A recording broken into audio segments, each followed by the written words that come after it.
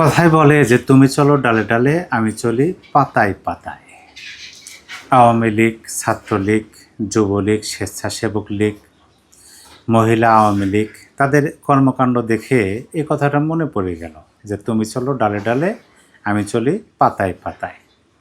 গতকাল আপনাদের সামনে একটা নিউজ উপস্থাপন করেছিলাম কি হতে যাচ্ছে গোপালগঞ্জে সরকারের পক্ষ থেকে অতিরিক্ত 5 প্লাটুন বিজিবি এবং র্যাব ও অতিরিক্ত পুলিশ মোতায়েন করা হয়েছিল আইনশৃঙ্খলা পরিস্থিতি স্বাভাবিক রাখার জন্য।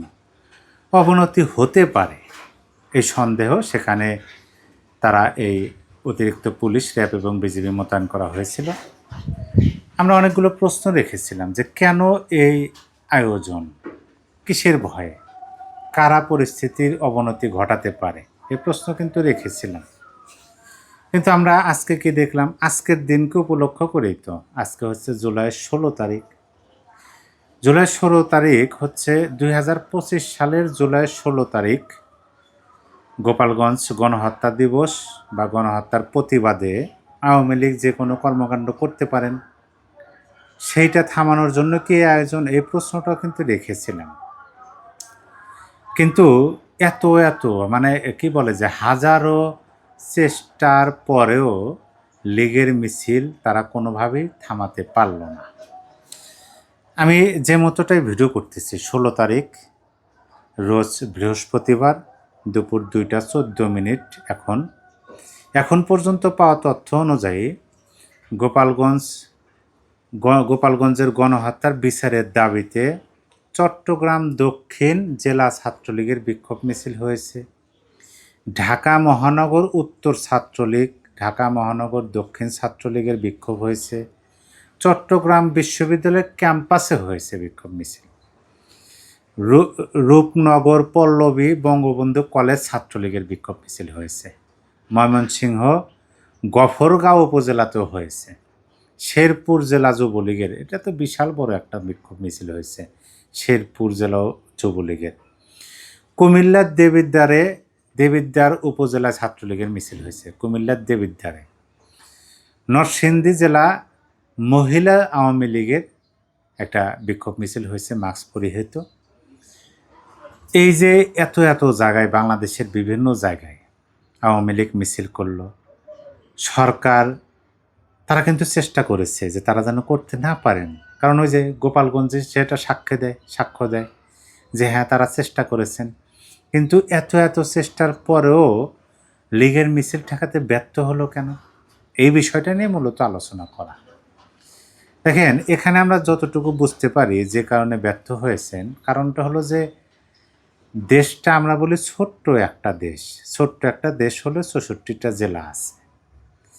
সেই 64 জেলার বাংলাদেশের প্রতিটা জায়গাতে তো আওয়ামী লীগের নেতাকর্মী আছেন, সমর্থক তো আছেন, সব সারা দেশেই আছেন। আমি শুধু যদি নেতাকর্মীর কথা বলি, বাংলাদেশের প্রতিটা জায়গাতেই আছে। এখন এত বড় একটা রাজনৈতিক দল, সে রাজনৈতিক দলকে দেখেন, আমি যে মিছিলগুলোর কথা বললাম যে এত জায়গায় মিছিল হয়েছে, সেখানের অধিকাংশ মিছিলে কিন্তু ছাত্রলীগ ঘটাইছে, ছাত্রলীগই কিন্তু মিছিলগুলো করেছে। তাহলে দেখুন যে ছাত্রলীগকে তো পুরোপুরি নিষিদ্ধ করে দেওয়া হয়েছে, মানে ছাত্রলীগ নিষিদ্ধ। সেই নিষিদ্ধ সংগঠনের সদস্যরা স্বাচ্ছন্দ্যের সাথে, উচ্ছ্বাসের সাথে তারা মিছিল করেছেন, তারা প্রতিবাদ জানিয়েছেন, বিচার দাবি করেছেন গোপালগঞ্জ গণহত্যা। এই যে যুবলীগ, মহিলা আওয়ামী লীগ, স্বেচ্ছাসেবক লীগ তারাও তো মিছিল করেছেন। মানে এটাকে কি দ্বারা উদাহরণ দেওয়া যায় যে একটা দেশের প্রতিটা জায়গাতে আওয়ামী লীগের নেতাকর্মীরা আছেন, কোনো না কোনো জায়গায় তো মিছিল হবেই। এখন এটা কিভাবে ঠেকাবেন? একটা হটস্পট হয়তো ধরা হয়েছিল গোপালগঞ্জেও মিছিল হয়েছে। গোপালগঞ্জের যে মিছিলটা হয়েছে, গোপালগঞ্জ তো 14 তারিখ থেকে হচ্ছে। মানে দেখেন তারা কীভাবে, ওই যে আমি প্রথমে যে বললাম যে তুমি চলো ডালে ডালে আমি চলি পাতায় পাতায়, গোপালগঞ্জের নেতাকর্মীরা তারা 14 তারিখ থেকে এই বিচার দাবিতে বিক্ষোভ মিছিল করতেছেন। দিনের বেলা, রাত্রিবেলা মশার মিছিল, আবার 15 তারিখ দিবাগত রাত্রে তারা করছেন। দাবি কোনটা? ওইটাই, মানে অগ্রিম তারা তাদের কর্মসূচিটা করলেন, অগ্রিম। এখন যেহেতু সবার আগে গোপালগঞ্জ বের হয়েছে, তাহলে গোপালগঞ্জে অতিরিক্ত পুলিশ মোতায়েন করা হোক, গোপালগঞ্জে বিজিবি র্যাব মোতায়েন করা হোক। হ্যাঁ, হয়েছে। তারপরে কি হয়েছে, গোপালগঞ্জে একটা মিছিল হয়েছে, কিন্তু বাংলাদেশের অন্য অন্য জায়গাতে মিছিলগুলো হয়ে গেল। তাহলে এই বিষয়গুলো তো এভাবে কি ঠেকানো সম্ভব? আদৌ তো সম্ভব না। দেখেন, যদি তারা নিষিদ্ধ না থাকতেন বা তাদেরকে নিষিদ্ধ করে না রাখা হতো, তাদের রাজনৈতিক কর্মকাণ্ড যদি তারা প্রকাশ্যে করতে পারতেন, নিষিদ্ধ না হলে তো প্রকাশ্যে করতে পারতেন, তখন হয়তো বা ঘোষণা দিয়ে যে আগামীকাল, আগামী পরশু আমরা অমুক জায়গাতে এই দাবিতে এই মিছিল বা এই সমাবেশ করবেন তারা, এ ধরনের ঘোষণা হতো। কিন্তু এখন কি হচ্ছে? এখন হচ্ছে যে তারা জাস্ট হঠাৎ করে শত শত মানুষ, আগে তো ছিল শত নিচে, এখন শতাধিক শত শত মানুষ একত্রিত হচ্ছেন। হ্যাঁ, অবশ্যই তাদের প্ল্যান প্রোগ্রাম আছে, তারা একত্রিত হচ্ছেন, যোগাযোগ করতেছেন, করে একত্রিত হয়ে হঠাৎ একটা মিছিল করলেন। সেই মিছিলে অনেকে লাইভে প্রচার করলেন, অনেকে ভিডিও ধারণ করলেন, পরবর্তীতে ছেড়ে দিলেন।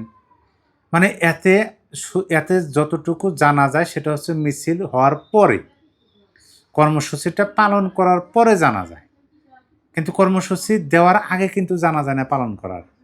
এটা কি জন্য? এটা ওই যে কর্মকাণ্ডে নিষেধাজ্ঞা এবং নিষিদ্ধ। তাইলে এটা তারা কি হলো? তারা তো আন্ডারগ্রাউন্ডেও যাচ্ছেন না, তারা তো গুপ্তভাবেও রাজনীতি করতেছেন না, যাই করার প্রকাশ্যই করতেছেন নিজস্ব ব্যানারে, নিজস্ব প্রতীকে এবং নিজের দলের নামেই তারা মিছিল মিটিংগুলো করতেছেন।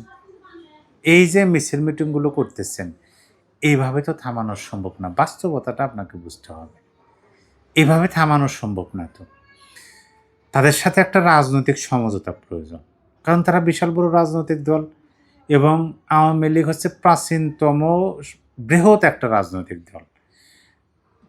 বাংলাদেশ তো আওয়ামী লীগকে জন্ম দেয় নাই, বাংলাদেশকে আওয়ামী লীগ জন্ম দিয়েছে। তাহলে যে দলটা নেতৃত্ব দিয়ে মহান মুক্তিযুদ্ধের মাধ্যমে একটা দেশের স্বাধীন ভূখণ্ডের জন্ম দিল বিশ্ব মানচিত্রে, সেই রাজনৈতিক দলটাকে তারা যেন কর্মকাণ্ড না করতে পারেন, এই বিষয়গুলো থামিয়ে রাখার জন্য, দাবিয়ে রাখার জন্য শত শত কেন, হাজার হাজার কেন, লক্ষ লক্ষবার চেষ্টা করে তো সম্ভব বলে আমার কাছে মনে হয় না।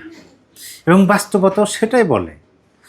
বরঞ্চ যেইটা উপকার হয়েছে সেটা হলো যে দেশের সাধারণ মানুষ তাদেরকে সমর্থন জানানো শুরু করছে, সহযোগিতা করতে শুরু করছে। বরঞ্চ প্রিয় দর্শক, এই বিষয়ে আপনার কিছু বলার থাকলে কমেন্ট বক্সে লিখে জানিয়ে দিতে পারেন।